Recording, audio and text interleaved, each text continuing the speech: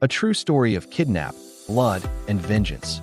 15 years ago, on a cold December morning in 2010, the East woke up with a strange kind of silence, the kind that arrives only when something ancient is dying.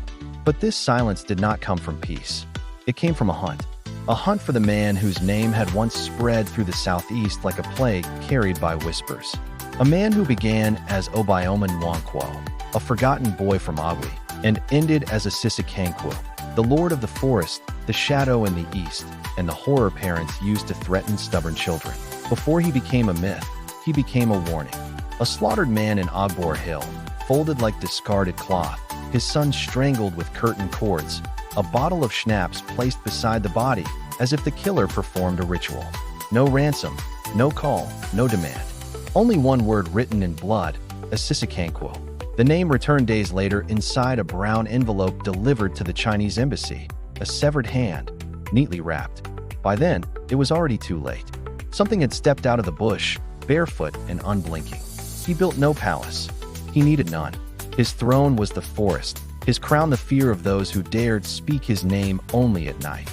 By 2007, he commanded over 3,000 men, militants, ex-soldiers, shrine boys, and abandoned children. They didn't just follow him. They carried their wounds into battle for him. Bullet scars, dead siblings, curses inherited from their fathers. They didn't steal. They made statements. Your money or your son. Your silence or your entire family. Markets fled. Schools emptied. Pastors locked their churches before dusk. For the first time in the East's history, the famous noise died. He ruled with precision, not frenzy. He kidnapped a pregnant woman and returned her shaved and shaking, her baby wrapped in her own hair. He beheaded a gynecologist after ransom was paid. He dragged a pastor off the altar mid-sermon. He shot a politician in the chest in broad daylight. But the day he took 15 schoolchildren from a bus with no warning, just an ash Camry rolling up, the East stopped breathing. 7 days later, the children were found dressed, fed, silent, and with water bottles in hand. Spray painted on the bus, "We don't hurt the future, but now you know how it feels." And still, no one saw his face. He met a journalist once, in an ash Camry at Osisioma Bridge. No mask, no guns, only charms on his chest, and eyes like razors. "I'm not a criminal," he whispered. "I'm a mirror." He blamed governors, pastors, elders, the system that swallowed his brother alive.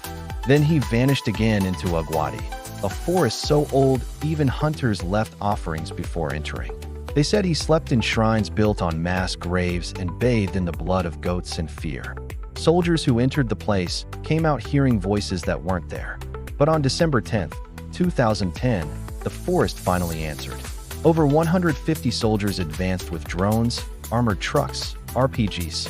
Gunfire shook the swamp. Trees burned. Shrines exploded. Bones surfaced from pits. And then they saw him, standing by the swamp's mouth, rifle in hand, eyes burning like he had one last sermon. 13 years of terror behind him. A whole region kneeling before his name. The beast of the East, cornered at last. Why did he rob 5 banks in one day and walk away untouched?